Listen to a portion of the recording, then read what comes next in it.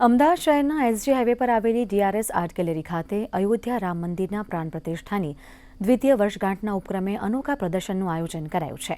આ પ્રદર્શન આગામી 2 ફેબ્રુઆરી સુધી સાંજના 4થી રાત્રિના 10 વાગ્યા સુધી લોકો માટે ખુલ્લું રહેશે.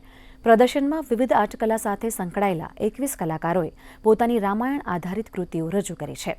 તો રામાયણ ઇન્ટરનલ યુનિવર્સલ નામે મહર્ષિ વાલ્મીકી રચિત આદિકાવ્ય રામાયણના સૌંદર્યસભર ચિત્રો પ્રદર્શિત કરાયા છે.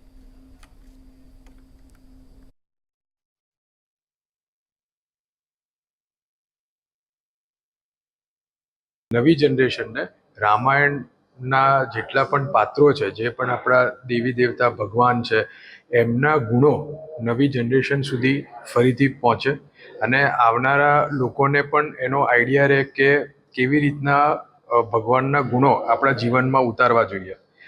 એને આર્ટના થ્રુ એવી રીતના પ્રેઝન્ટ કર્યા છે કે અહીંયા 5 જનરેશનના આર્ટિસ્ટ છે.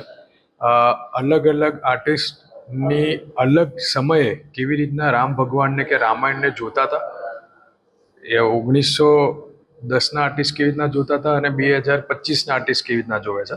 તો જેથી કરીને જે લોકો અહીંયા જોવા આવે, ખાસ કરીને નવી જનરેશન જે છે, એને એક તો સાથે સાથે રામાયણના ગુણો પણ એમનામાં આવે, એ અહીંયા પેઇન્ટિંગ્સ જોઈને એ ગુણોને પણ શીખે એવી રીતના,